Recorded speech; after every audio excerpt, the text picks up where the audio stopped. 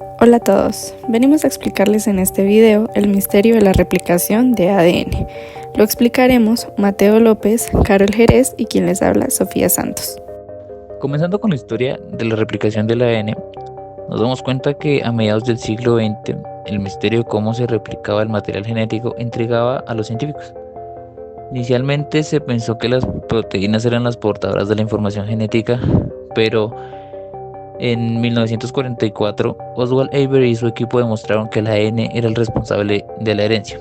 Aún así, el mecanismo exacto seguía siendo muy desconocido y con el modelo de Watson y Crick en 1953 se sugirió que el ADN replicaba mediante un mecanismo de copia en el que las dos cadenas de ADN se separaban y servían como molde para nuevas cadenas complementarias. Sin embargo, faltaba entender cómo se llevaba a cabo este proceso en detalle. En 1957, Arthur Kornberg y su equipo hicieron un gran avance al descubrir la enzima ADN polimerasa 1 en bacterias. Esta enzima tenía la capacidad de sintetizar nuevas cadenas de ADN utilizando una cadena molde. Para que la replicación ocurriera se necesitaban 3 elementos clave: una hebra molde, nucleótidos libres y un cebador. Una secuencia corta que proporcionaba el extremo 3 necesario para comenzar la síntesis. La identificación de esta enzima fue crucial, pero el proceso de replicación involucraba más proteínas. La helicasa desenrollaba la doble hélice del ADN y la primasa generaba los cebadores. Otros componentes también ayudaban a coordinar la síntesis, garantizando que las nuevas cadenas fueran precisas y rápidas.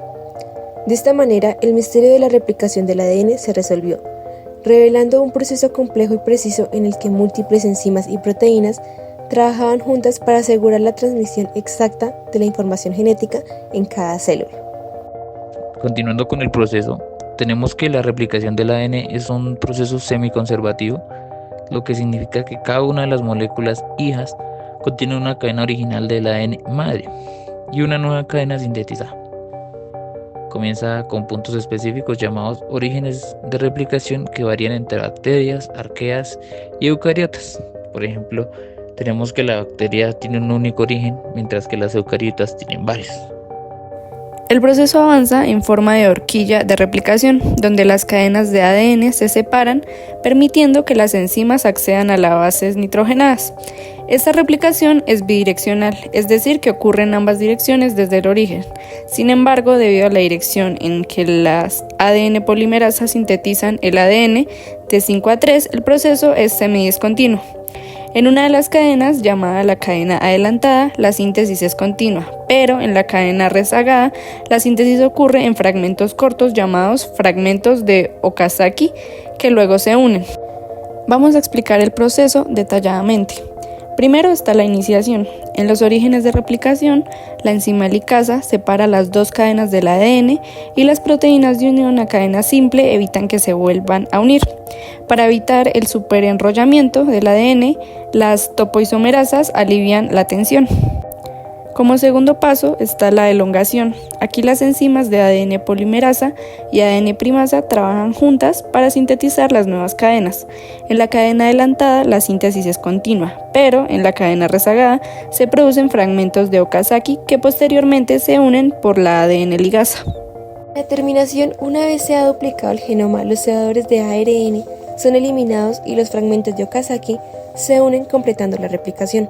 Las nuevas moléculas de ADN se compactan en cromatina y luego en cromosomas listas para la edición celular. Este proceso asegura que el ADN se copie de manera precisa y eficaz, garantizando la transmisión de la información genética de cada célula hija. Como reflexión, tenemos que la replicación del ADN no solo es un mecanismo fascinante de precisión molecular, sino también un recordatorio de la complejidad inherente a los sistemas biológicos. Investigarlo me hace reflexionar sobre cómo pequeñas alteraciones en este proceso pueden desencadenar grandes consecuencias como mutaciones o enfermedades genéticas.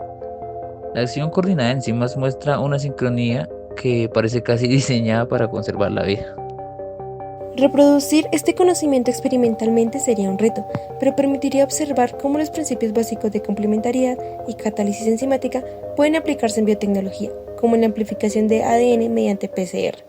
Este proceso no solo tiene un impacto biológico fundamental, sino también tiene aplicaciones prácticas que van desde la investigación genética hasta la medicina forense y la evolución de tratamientos personalizados. Muchísimas gracias por el apoyo. Hasta el próximo video.